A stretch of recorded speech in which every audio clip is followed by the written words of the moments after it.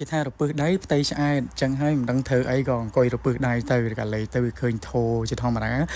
ធោប្រភេទធំនេះយើងដាំផ្កាណាដាំប្រភេទ bonsai តើឥឡូវគិតចុះគិតឡើងសម្លឹងចុះសម្លឹងឡើងបើកអ៊ីនធឺណិតឃើញគេធ្វើអាទឹកហ្នឹងតំណងពេក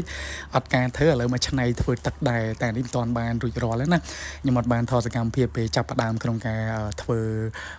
ទឹកនេះដោយសារអីមកចាហៀងយើងដាក់ដីដាំរុក្ខជាតិហើយមកចាហៀងទៀតយើងដាក់ទឹកសម្រាប់ចំត្រីហើយអញ្ចឹងខ្ញុំបានបែងចែកធោនឹងជាពីរប៉ុន្តែដោយសារធោនឹងវាមានបាតខោមវាប្រហោងអញ្ចឹងដើម្បីចាប់ផ្ដើមធ្វើតេស្តខ្ញុំក្រៅថង់សិនអញ្ចឹងមកចាហៀងគឺយើងលៃលោកមិនកុំឲ្យដីហ្នឹងវាចូលក្នុងទឹកហ្នឹងហើយមួយទៀតត្រូវលៃលោកប្រហោងធោហ្នឹងធ្វើមិនដាំដើមឈើឲ្យមានប្រហោង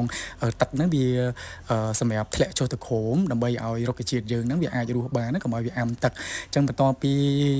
រៀបចំចូលរៀបចំឡើងនេះសមិទ្ធផលបាន80%នេះអត់ទាន់បានស្រួលបួលទេទឹកក៏នៅតែមិនទាន់បានថ្លាដែរហើយក៏អត់ទាន់បានដាក់ត្រីដែរប៉ុន្តែនឹកឃើញក៏ថតចែកបងប្អូនមើលសិនចាំរួចរាល់វាអាចជាវីដេអូទី2ហើយអញ្ចឹងនេះសមិទ្ធផលក្រោយការកែគុណឆ្នៃចុះឆ្នៃឡើងគឺបានអាងទឹកដាក់ត្រីយ៉ាងស្រស់ស្អាតហើយសម្រាប់ការរៀបចំបែបនេះ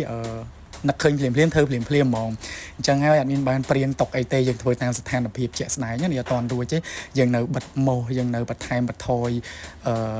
បន្តិចទៀតហើយយើងរងចាំឲ្យទឹកថ្លាទៅវាស្អាតប៉ុន្តែប្រហែលជាវីដេអូនេះវែងអញ្ចឹងចាំវីដេអូទី2ចាំខ្ញុំធ្វើការបង្ហាញតាក់ទងជាមួយនឹងការរៀបរយ 100% ណាអញ្ចឹងអានេះគឺជាប្រភេទដើមតែម៉ាឡេឬមួយក៏មកចូលពេជ្រស្វាយវាស្រដៀងគ្នាជាមួយនឹងដើមតយ៉ង bonsai ដែរអានេះក៏ជាតម្រងបែប bonsai ដែររូបរាងវាស្អាតមែនតែនវា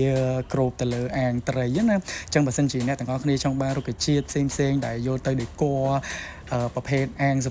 ត្រីឬមួយក៏ជ្រុះសិប្បនិមិត្តខ្នាតតូចៗអ្នកទាំងអស់គ្នាអាចមករកបានជាមួយនឹងស៊ុនតកូរីព្រោះយើងមានលក់ជាប្រភេទដើម bonsai វាមានច្រើនតម្រងច្រើនរូបរាងដែរហើយបើសិនជាចាប់អារម្មណ៍អាចធ្វើការតំណែងបានយើងក៏មានទទួលរៀបផ្សេង